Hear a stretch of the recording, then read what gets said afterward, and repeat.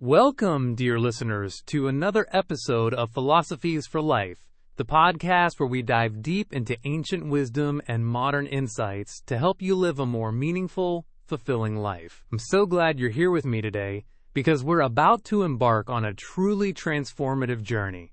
Today's episode is inspired by a beautiful and profound story from the teachings of Gautam Buddha, a story about a beggar who felt trapped by his circumstances yet found liberation through a simple, powerful truth.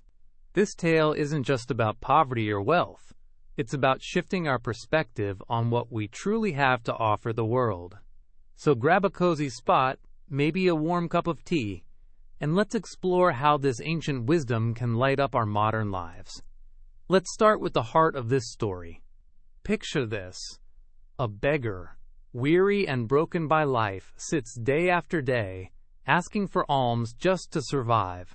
His heart is heavy with despair, constantly wondering how his life could ever change. He watches as countless people, burdened by their own sorrows, tears in their eyes, walk toward Gautam Buddha. And here's the curious part.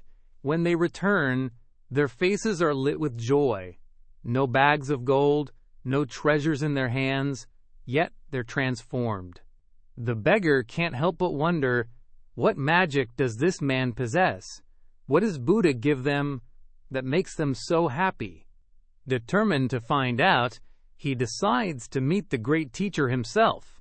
When his turn finally comes after waiting in a long line, the beggar pours out his heart. He says, "Buddha, I am poor. I have nothing.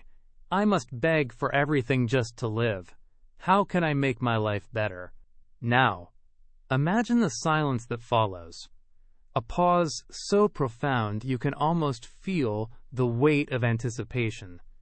Then, Buddha speaks, and his words are like a thunderclap of clarity. He says you are not poor. You only feel poor because you have never given anything to anyone. You have never done anything for others. The beggar is stunned. How could he, a man with nothing, give to others? But Buddha continues, you have hands with which you can serve. You have a mouth with which you can speak kind words and encourage others. Giving doesn't always mean money. You can give knowledge, food, or even a smile. If God has given you a healthy body, you are not poor. It is only your mind that is poor. Change that thought and dedicate yourself to serving others.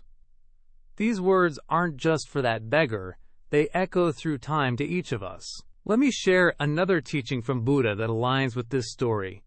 Thousands of candles can be lit from a single candle, and the life of the candle will not be shortened. Happiness never decreases by being shared. Think about that for a moment. When we give, whether it's a kind word, a helping hand, or even just our time, we're not losing anything. Instead, we're multiplying joy, both for others and for ourselves. Now, let's unpack this a little deeper. What Buddha is teaching here is a radical shift in perspective. So often we define our worth by what we possess: money, status, material things. But true richness lies in what we contribute. This isn't just a spiritual idea. It's a universal truth. Think about the times you felt most alive. Was it when you bought something new? Or was it when you helped a friend, shared a laugh, or taught someone something valuable? I remember a time when I was feeling pretty low, stuck in my own head about what I didn't have. Then, one day, I stopped to help a neighbor carry groceries up the stairs. It was nothing big, just a few minutes of my time. But the smile on her face, the warmth of her gratitude, lifted me in a way I can't explain. I realized then that giving, even in the smallest way, fills a void that nothing else can.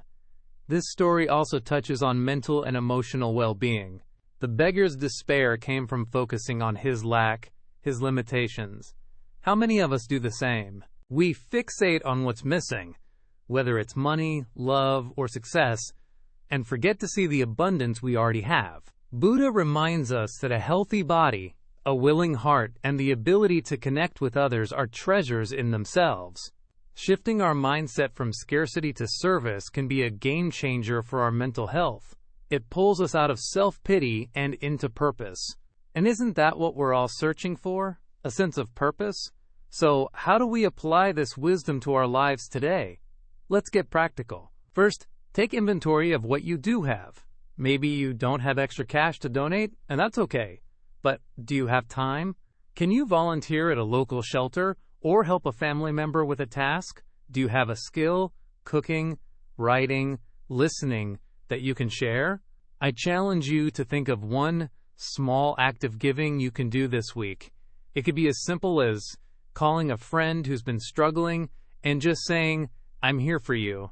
Or maybe it's teaching a child something new, sharing a piece of advice, or even smiling at a stranger. These acts of giving don't cost a thing, but their impact is priceless. Second, let's work on shifting our mindset. Every morning, instead of thinking about what you lack, ask yourself, how can I serve today? Who can I help? Write it down if you need to. This isn't about ignoring your own needs. It's about realizing that helping others often helps us heal too. And finally, remember that giving isn't a one-way street.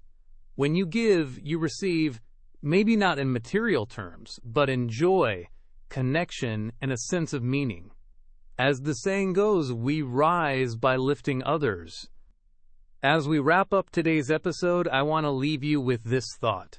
You are not poor, no matter your circumstances, as long as you have something to give. The beggar in our story walked away from Buddha with no gold, no riches, but with a heart full of possibility. He decided to stop begging and start serving, and in doing so, he found his dignity, his purpose.